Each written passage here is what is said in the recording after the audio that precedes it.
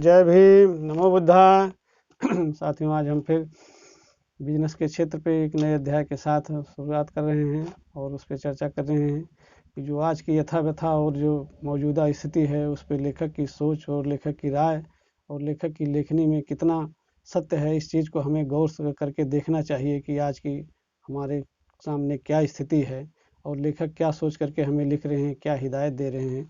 बहुत विचार करने पूर्ण बातें हैं साथियों। अब यहाँ देखा है, यहाँ का जो आज का अध्याय है उस पर लिख रहे हैं, उनकी व्यापार में लगन और हमें ढोंगी बाबाओं व व्यसन में मगन। वो कह रहे हैं कि उनकी व्यापार में लगन है, लगन कर रहे हैं, हम ढोंगी बाबाओं व व्यसन में मगन। इसी अध्याय पे दे रहे हैं कि ढोंगी बाबा यहाँ उनकी व्यापार में लगन, हम ढोंगी बाबाओं व व्यसन में मगन। ये एक अध्याय है साथ में, एक चैप्टर है, विचार करने योग्य बातें हैं कि किस तरीके से वो देख रहे हैं कि बता रहे हैं कि वो व्यापार की तरफ उनका इस तरीके से लगन है। छोटे से लेकर के एक बड़े परिवार के स्तर की जो दशा है उसको बयां कर रहे हैं कि उनकी दुकानदारी में जो है, दुकान से आगे वो बढ़ करके जब कंपनियां फैक्ट्रियां खोल लेते हैं तो जो अच्छे परिवार के पोजीशन में चल रहे हैं उनके घर की भी जो औरतें हैं वो किस तरीके से काम करती हैं, जो बड़ी बड़ी पोस्टों पे है उनमें वो जा करके वो खुद अपने पढ़ी लिखी होने के साथ साथ वो अपने खुद कारोबार को संभालती हैं। वहाँ ये नहीं होता है कि हम कंपनी में पति और पत्नी के साथ रह रहे हैं, वहाँ जिनकी जो पोस्ट होती है वो उसी के आधार पर उसी एक नज़र से उनको देखा जाता है कि एक इंसान के समान ही होता है। तो वहाँ कोई ऐसा नहीं होता है कि ये हमारी पत्नी है तो हम कंपनी में उनको पत्नी की निगाह से देखें, यार एक पत्नी जैसा व्यवहार करें। नहीं, वहाँ वो जिस पोस्ट पे होती हैं वो उस पोस्ट के आधार पर उन्हें देखा जाता है। यही चीज़ जब वो घर में आ जाती हैं तो वो एक पत्नी के रूप में उन्हें और अपने जो घर की सारी जिम्मेदारियां होती हैं उन्हें पूरा करती हैं। और जो अच्छे से लोग हैं अपने घर में अपने घर का जो काम होता है वो नौकरों से करवाते हैं। यही लेखक यहाँ बता रहे हैं कि इनसे हमें एक सीख लेने की ज़रूरत है। जब तक हम इनसे एक सीख नहीं लेंगे तब तक हम अपने आचरण में ऐसा सुझाव नहीं करेंगे, हम भी इस चीज़ को अपने ढालेंगे नहीं।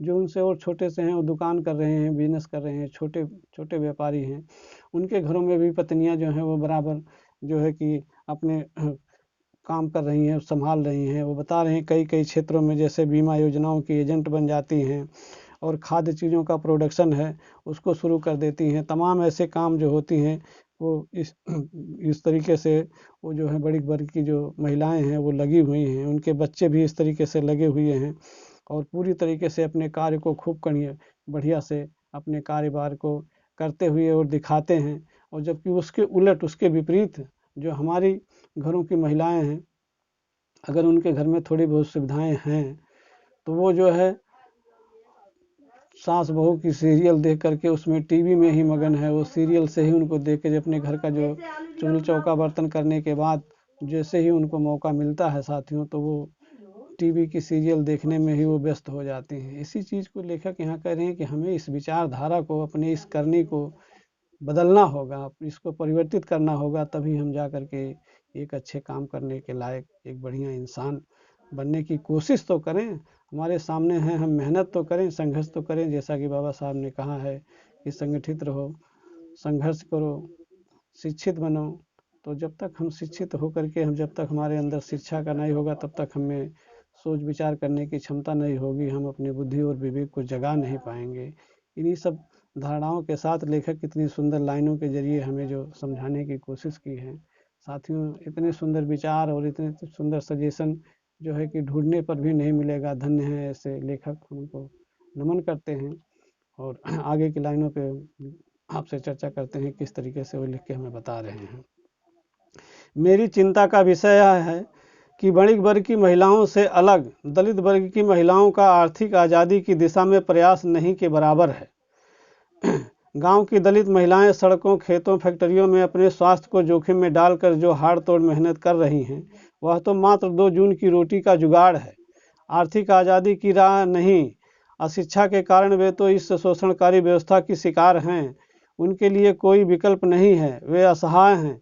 पहले हमारी महिलाएं अलग अलग स्थानों पर कड़ा श्रम करती हैं और फिर उस श्रम का मेहनताना हासिल करने के लिए संघर्ष करती हैं। उस अनपढ़ दलित महिला वर्ग ने तो अपने परिवार को संवारने में कोई कसर नहीं छोड़ी। वह रूखी सूखी खाकर भी परिवार का पेट भरती है। पूरे दिन भर खेतों सड़कों आदि पर हाड़ तोड़ मेहनत करने के बाद शाम को पूरे परिवार का खाना बनाती है। साथ ही शराबी पति के हाथों मार भी सहन करती है। उस मेहनतकश दलित महिला को नमन है, लेकिन उस दलित महिला का योगदान कम है जो एक दलित कर्मचारी अधिकारी की बीवी है, खूब ऐशो आराम में है। घर में काम करने वाली नौकरानी भी सुबह शाम आती है।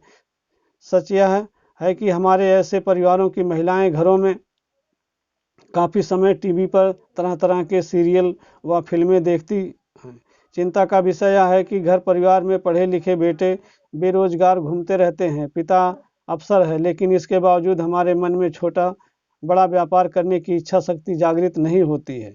इसके बावजूद हमारे मन में छोटा बड़ा बिजनेस व्यापार या और कोई साधन करने के लिए जो एक अफसर का बेटा है कभी नहीं विचार करता है। साथियों, इस पर विचार करने योग्य बात है। आगे फिर बता रहे हैं कि हर समय सरकारी नौकरी की आस लगाए तरह तरह के कंपटीशन परीक्षाएं देते रहते हैं, लेकिन ज़्यादातर में नतीजा शून्य ही होता है, क्योंकि सरकारी नौकरियां हैं कहाँ।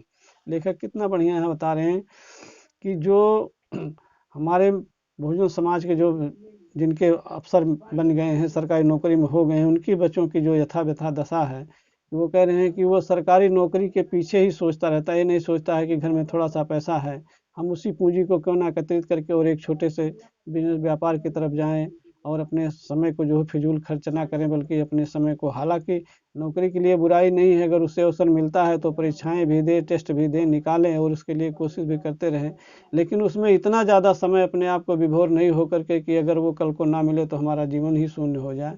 इस चीज़ को लेखक का यहाँ समझाने का तात्पर्य है, और लेखक इसी चीज़ पे विचार करके बता रहे हैं साथियों कि हमें ऐसा नहीं करना चाहिए। जो मान लीजिए बिल्कुल ही शोषित हैं, वंचित हैं, जो बिल्कुल असहाय और गरीब हैं, वो हाड़ तोड़ मेहनत करके, जैसा कि यहाँ लाइनों के माध्यम से हमें लेखक बता रहे हैं, वो तो अपने 2 जून की रोटी भी जुगाड़ कर पाते हैं। और कुछ के तो ऐसे भी है स्थिति हैं जिनके घर में शिक्षा नहीं है, तो आदमी दारू शराब पीते हैं। वो अपने जो पत्नियाँ हैं वो नहीं पीती हैं। उनको जो मेहनत होती है साथियों, वो बहुत ही विचार करने योग्य बातें हैं कि उनको बहुत दूना दुख झेलना पड़ता है। उनको अपने आदमी का तनिक भी जो है कि जो सहारा मिलना चाहिए, आधा सहारा भी उनको नहीं मिल पाता है, और उनकी जीवन बहुत दयनीय है। यहाँ लेखक ने बहुत करीब से ज़िंदगी को देख करके और इसका एहसास करके और जो इस किताबों की लाइनों से हमें समझाया है।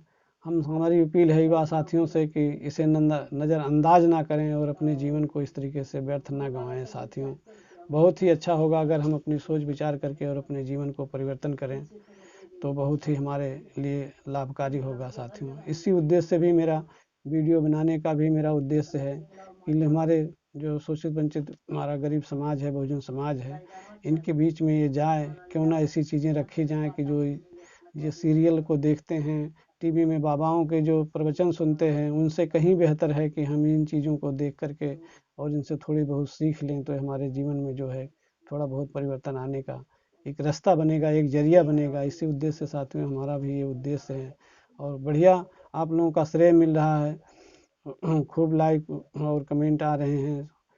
कमेंट के लिए हम थोड़ा समय कम दे पाते हैं, जब आप किसी को मिलता है साथियों, किसी को नहीं मिलता है, इसके लिए हम सभी से माफ़ी चाहते हैं।